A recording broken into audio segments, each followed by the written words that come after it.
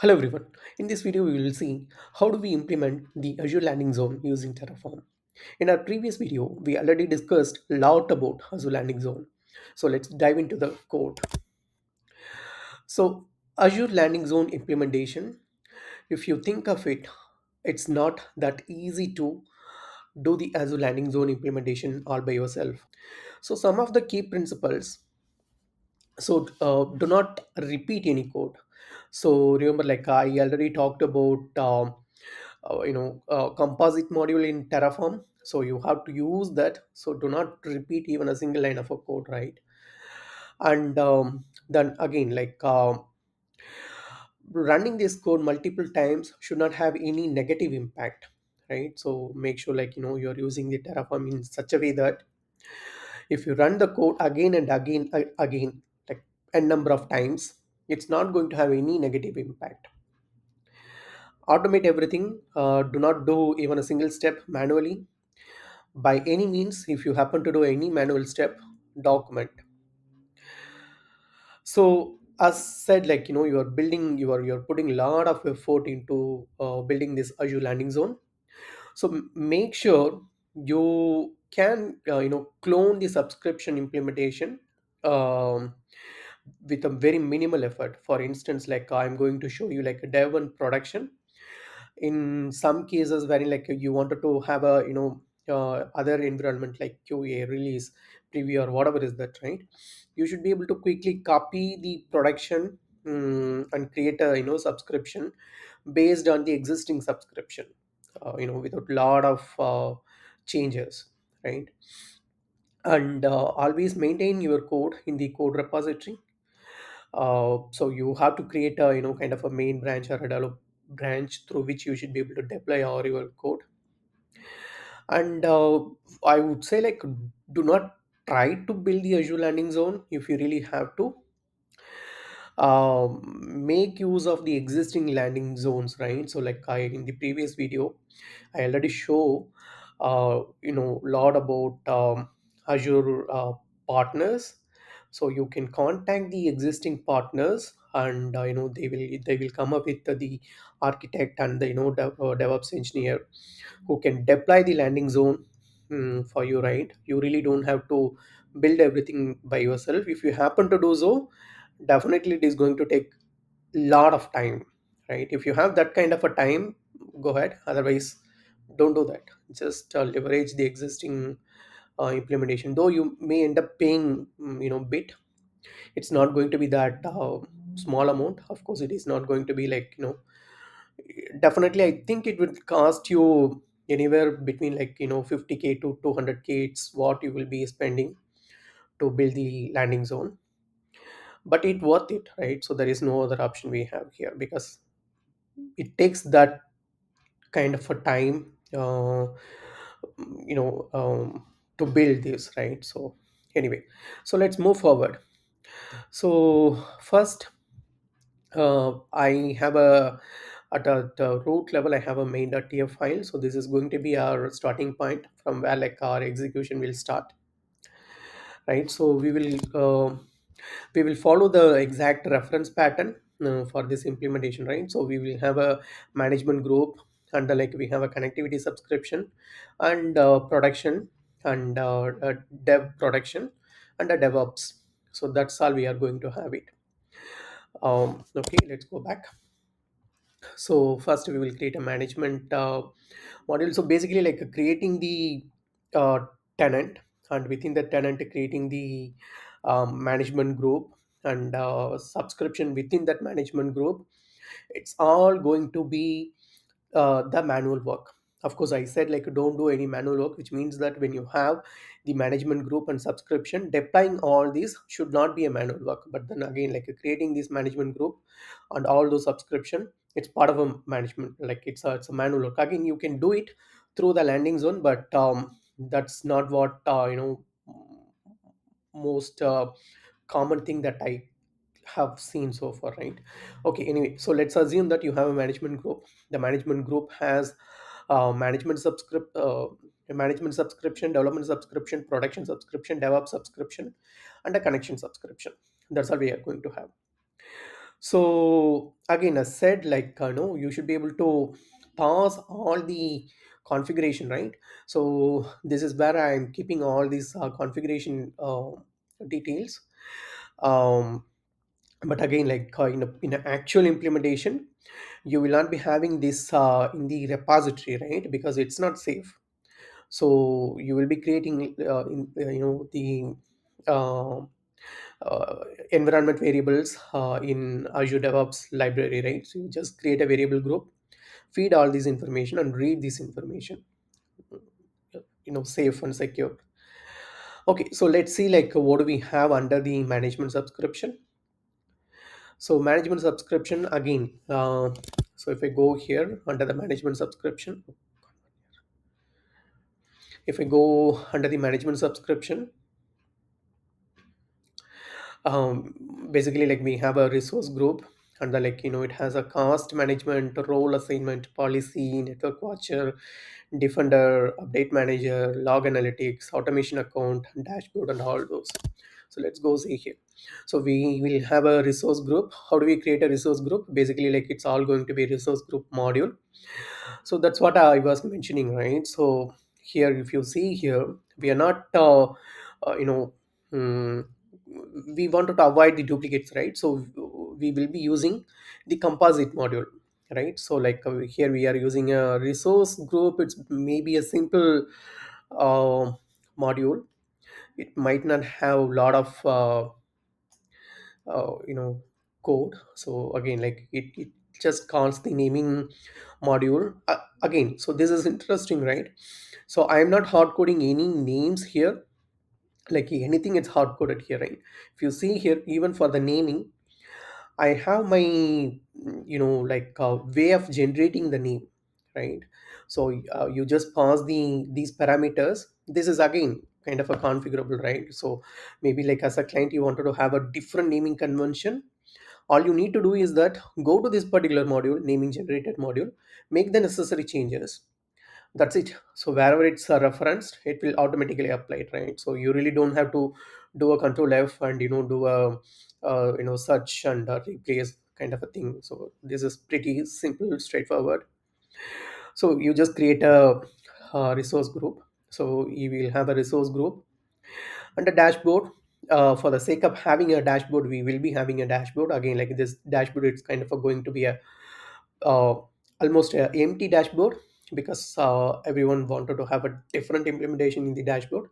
Landing zone will not cover anything within the dashboard. It will just create a dashboard so that anyone can go and manually make the uh, mm, things added into the dashboard.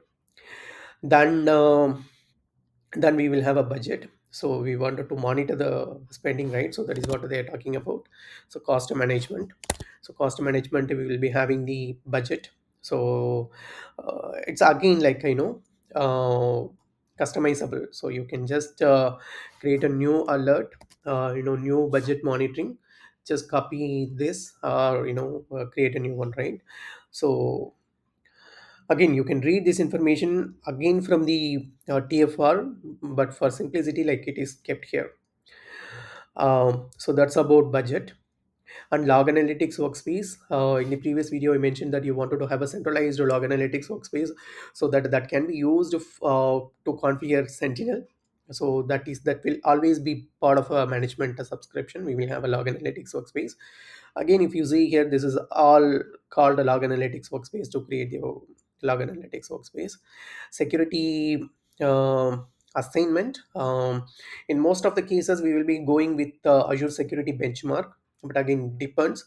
Some will go with the NIST, some will go with different kind of security policy, or you can also create your own security policy if you really wanted to have. Most of the time what I have seen is that we will be going with the Azure Security Benchmark. On top of that, if at all you wanted to add policies, you will be adding it, not necessarily creating the complete initiative all by yourself. This is more than enough in most of the cases. This covers NIST, like your personal identification and health, uh, all those complaints are part of this. but if you really wanted to add additional, you can always do so. Under defender, uh, like here we are enforcing the policies, and the defender, it's where like we will be monitoring and notifying the issues, right? So we will create a defender. Under sentinel, so sentinel is going to be a crucial part. Unfortunately, Terraform doesn't support complete sentinel setup, but it does support the initial configuration. um, so that is what we have done here. And then like a network watcher, so if you go here again, like there is going to be network watcher, so that is what we have here. Under vnet, under subnets, so subnets again, it's interesting. So you can create everything, it's kind of a module pattern, right? That's what we follow. So you can create your module. So what you can do is that if you come to the if you come to the here, right? So here where like you can define like, hey, like what are all the subnets I wanted to have, what is your vnet range, what is your subnet range. You really don't need to do any hard coding. Later, say you wanted to create another subnet, call it as um, something subnet. That's it. Save it, run it, it will automatically create a subnet for you, or rename it, just do it. That's it. So we create a subnet and create a root table. So we create a subnet, and for the subnet, you can also mention like what are the subnets. The root table needs to be created. Not necessary all the subnet will have a route table. Some will have, some will not have. Again, like it all depends on your network needs. Private DNS. So we will create a set of private DNS. um, right, so again, like everything, it's defined here. So here where like we say like what are the private DNS we need to have. So we create all those private DNS, and link all those private DNS with your VNet. And to manage your subscription, we will create a set of ad groups with the roles, that is again controlled here. So if you scroll down, uh, yeah, so ad groups are here. So we create couple of groups: owner, security admin, network contributor. We create some of these. Again, like based on your needs, you can customize this, copy paste, make your changes. So we create a ad group. This is interesting. So as a partner, we wanted to register, he like I am the one who deployed this landing zone to this particular client. That's what we do here.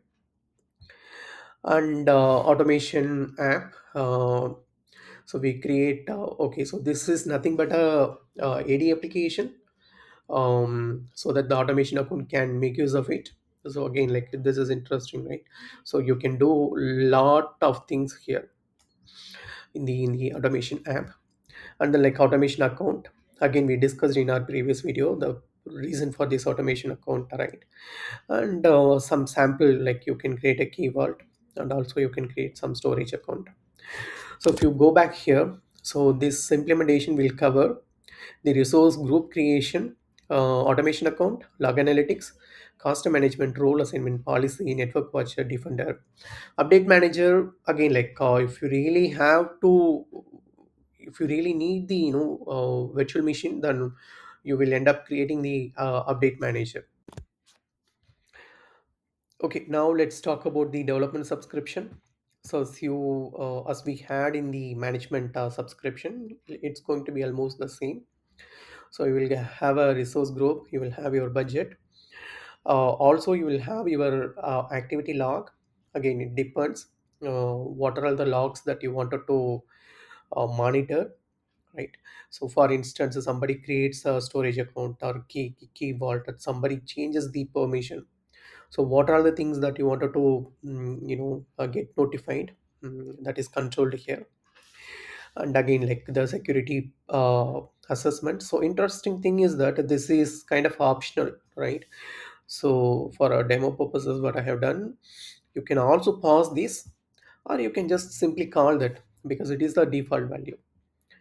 And you will have your defender. So defender also, like if you see here, like most of the things are kind of a default. You can do the additional optional values, right? So you can pass those.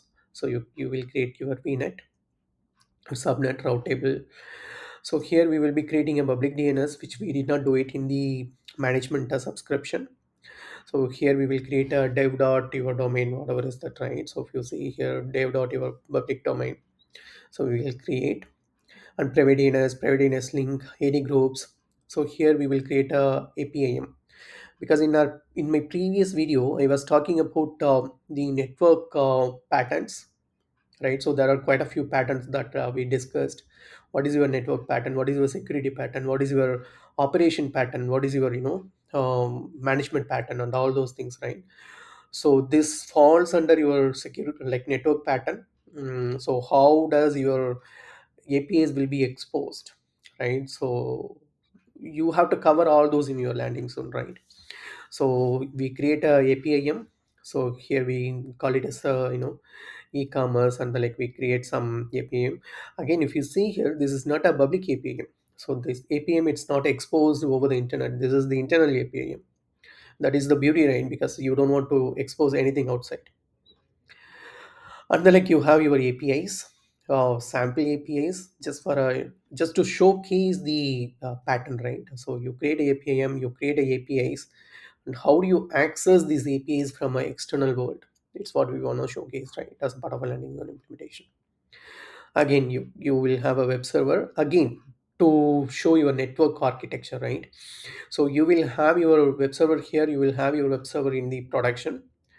So how do we connect to this web server and to the production web server from external world, and from uh, this machine to the production machine, right? So how do we connect and all those things? And you will create a ACR, and you will create a cluster. And cluster, for the cluster you will have some alerts. This is again configurable, so you can do your queries, right?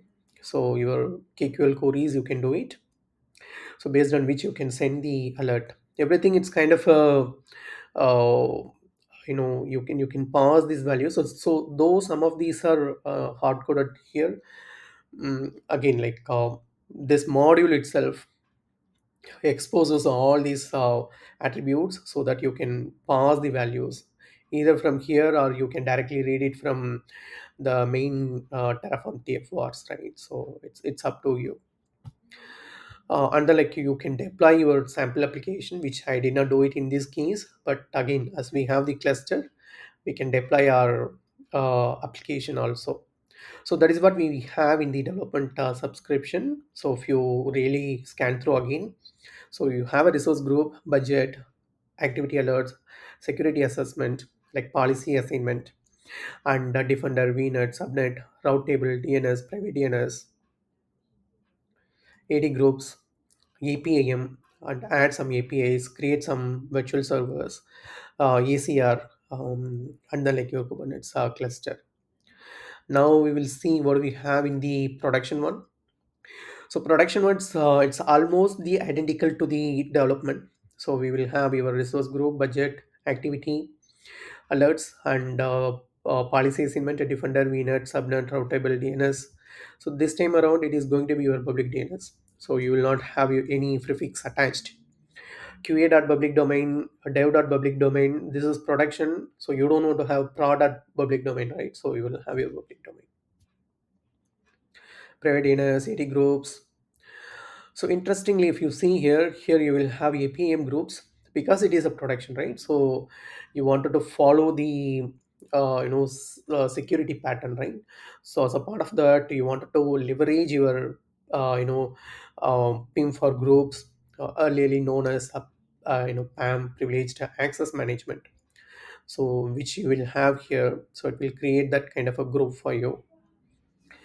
So again, so you can create the group, AD groups, as the way you wanted to have it. It's all exposed, so that you can easily customize that. Then you will create a APIM, APIs, web server, ACR cluster, and alerts. Almost identical, except this it has the PIM for groups. And then now let's go to the production we discussed, DevOps. So DevOps, it is again going to be identical. So you will have your everything going to be identical, except that it will not have some of these resources, right? So here we will have a resource group, budget, activity alerts, security assessment, defender, VNet, subnet, and the AD group, PIM for groups.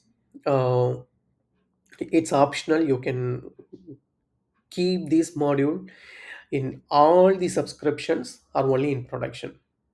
So only thing is that you need to have a P2, like uh, Azure AD, like Entra AD P2 version. But again, it's not specific to subscription, so you can always keep it. But only thing is that every time you have to request, approve the permission, right? It's not needed in the lower environment. To me, it's not needed in the DevOps subscription, but again, differs. You can keep it as well. Under agent, so you create an agent, uh, and then like you add your agent. Basically, like you have to do certain configuration within the agent. By getting into the agent, you have to do certain configurations that cannot be automated. So you have to document that, what all the steps needs to be done, right? So you have to document and hand it over to your client, so that in the future, if at all they wanted to have additional agents, they can follow that. So you will have your agent. So only thing is that here we will have your agent, and then we have this connection. In our previous video, I mentioned that connection subscription is the highest priority one, right? The reason is that it will have, or it controls the communication between internal and external world. So that way, like you will have so many other things that you did not have it in the other subscriptions.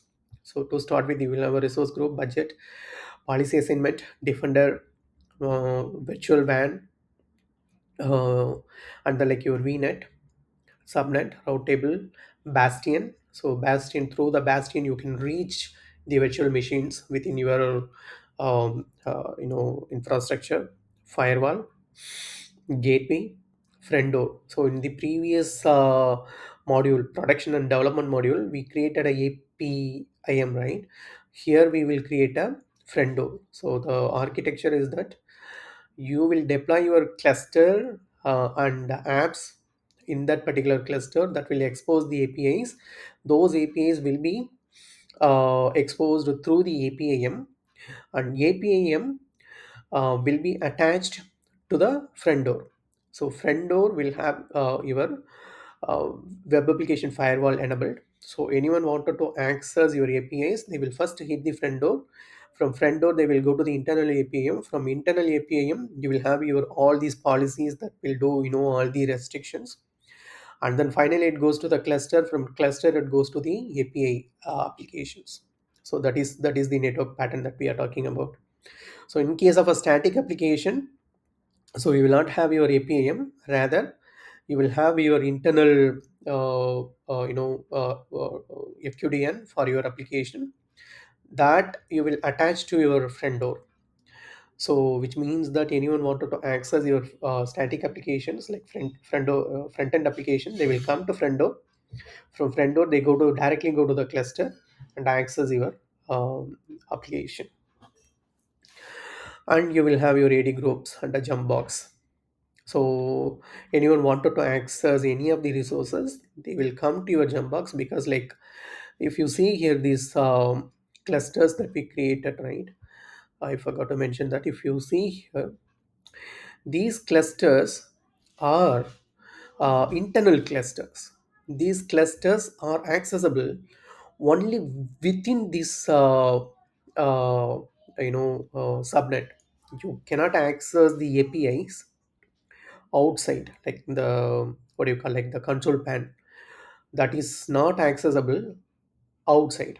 It has the IP restrictions, IP range restrictions. So if you wanted to access your clusters, you have to come to Jumpbox. From Jumpbox, you can access your control pane. Then you will have your common one. So common, it's not a subscription, but again, like once all the subscriptions are created, you need something to bind everything together. That is what we do in the common. uh, I though it's part of like under the subscription, it's not actually a subscription. It's just the execution, right? So you will have your peanut peering from connectivity subscription to all your spoke subscription. So this is going to be your hub. From hub, you have to connect to all the spoke. So that you will do. And for the individual spoke, you connect to your connectivity VNet, and you will do your virtual hub peering.